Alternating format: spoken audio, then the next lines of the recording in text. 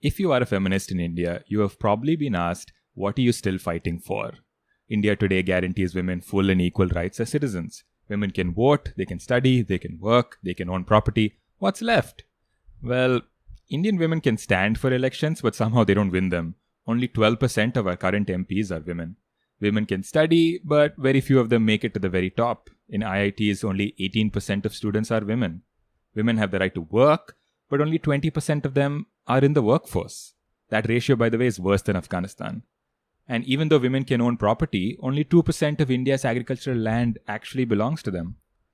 So, if our laws guarantee Indian women all these rights, why is the reality of being a woman in India still so unequal? Almost like they're second-class citizens. What makes the situation even more strange is that the brand of politics that is currently dominant in India insists that the nation must be seen as a woman. And not just any woman, a goddess who embodies India's culture and traditions, Bharat Mata.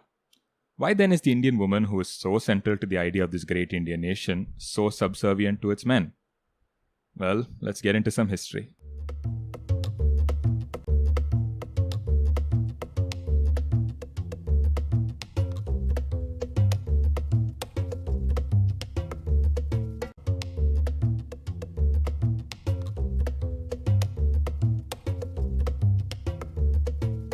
Let's go back to the beginning of the 19th century. The British had colonized most of India by then. One of their many justifications for this colonization was the barbaric treatment of Indian women. Women were commonly married off as children and treated almost like slaves. And if their husbands died, they were either burnt alive or forced to live miserable, tortured lives as widows. Now, what the British really wanted was to exploit India's resources and labor, but pretending that they were ruling India because Indians didn't know how to govern themselves humanely was a convenient story, and it made their exploitation look like it was a good thing. At the time, there were a bunch of newly set up English schools, and a few rich upper caste Hindu men got a taste through them for Western culture and values. These men made up the new Indian middle class and were the self-appointed representatives of the rest of India. Go watch our video on them if you haven't yet. These men dressed in suits and boots and really wanted to fit into British high society. But no matter how fancy their clothes were, they couldn't scrub off the taint of these backward practices. So in the early 1800s, these men began campaigning to reform Indian society. They abolished sati, legalized widow remarriage, and there was even some talk of allowing women to be educated. Basically, they wanted to show the British that they could be modern too, and so could be trusted with more political power. Now, to be clear, these backward practices that were being reformed were mostly confined to a small minority of the population, upper caste Hindus, whose ideas of caste purity and honor shaped their patriarchy. But the British constantly assumed that upper caste ideas and concepts applied to all of Indian society, because their Brahmin advisors told them so. All of this social reform was interrupted in 1857 when the mutiny happened. After the fighting, British governance became much more rigid and centralized. India now had an empress, and the English-educated upper caste men found themselves even further away from political power. Social reform was suddenly less appealing to these men. They now wanted the British government to stay far away from what they were starting to see as internal matters. They started to see society as divided into two separate worlds. The material world, the world of political power, was one in which Indians were weak, subjugated. But the spiritual world, the world of culture and tradition, here they felt they were still superior to the British. This material spiritual division mapped neatly onto a real physical division which was already present in Indian society. The home and the outside world. The outside world belonged to men, and the home, that was where women were confined. The home was where tradition and culture lived, and women looked after it. Now these cultures and traditions were seen as India's real identity. So the men who were outside in the public sphere represented India, but the source of their power and pride was what was inside the home. So in a way, these traditions and cultures were becoming the foundation for defining Indianness itself, and women were responsible for protecting and nurturing this.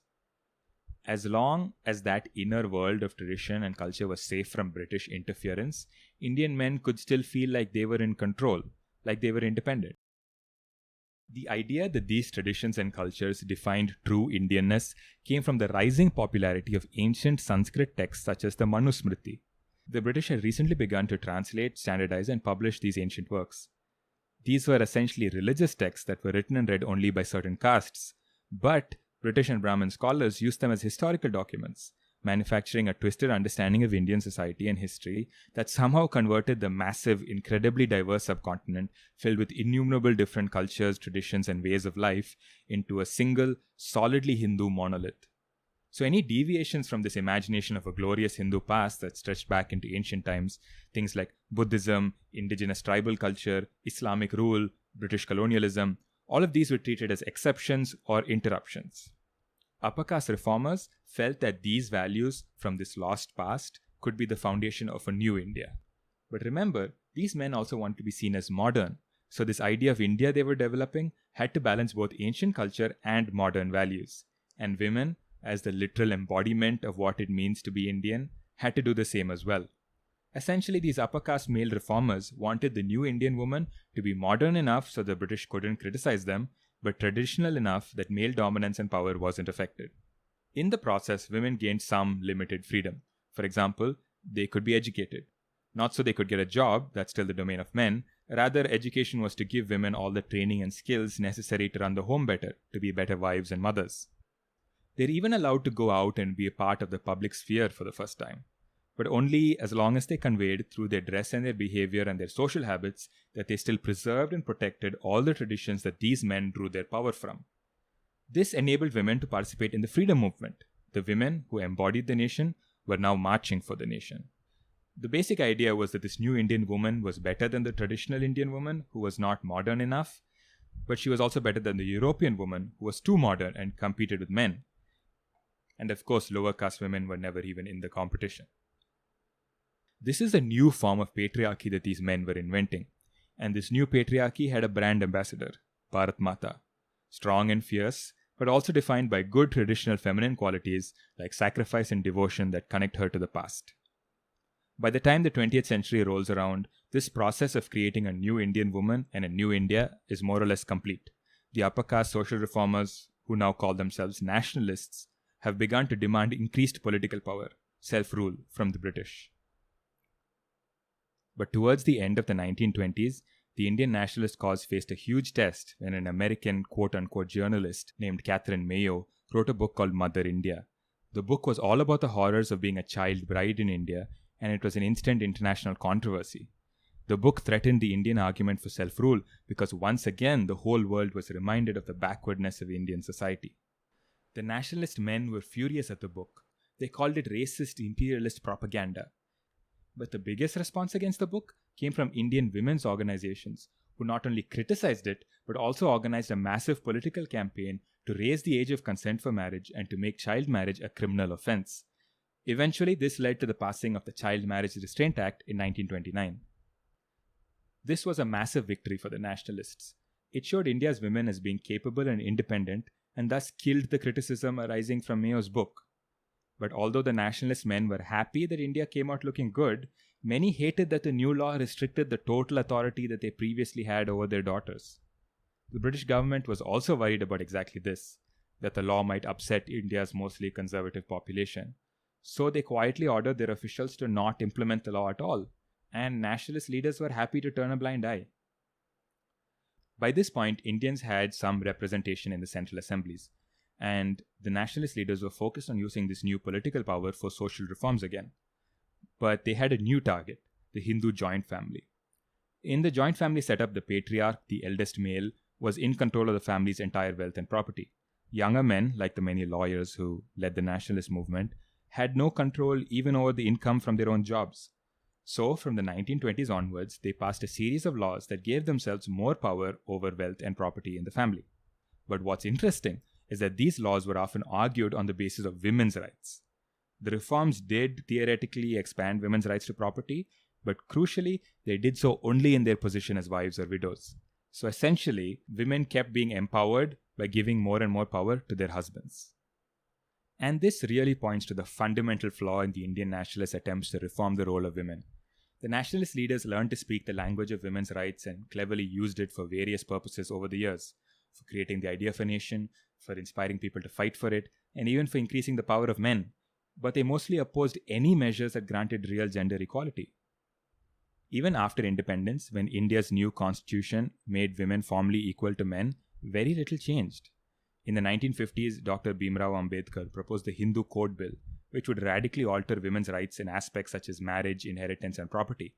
But the bill faced such strong opposition from upper caste Hindu MPs that Ambedkar resigned from his post as law minister in disgust. Jawaharlal Nehru then severely watered down the proposal and managed to get it passed. And in independent India, Bharat Mata remained as popular as before because she was still useful. For what? Well, if you read the news, you'll see that she's mostly invoked by mobs of angry men to justify beating up Muslims and other minorities. And so when you think about it, it's obvious that Bharat Mata isn't an Indian goddess. I mean, can a Christian woman be Bharat Mata, a Muslim woman, a lower caste woman? The only group that's really eligible is upper caste Hindu women, and that too upper caste Hindu women who remain within the boundaries of religious and caste traditions that empower men. So even though Indian women have got formal equality and rights, and most men find it hard to question any of that in public, women have to remain within an invisible boundary if they want to be eligible for any respect. So basically, you can be outspoken and confident as long as you marry within your caste. You can be independent and have a job as long as you come back and figure out dinner for your family. You can have your hopes and dreams as long as they are subordinate to your husband and your children.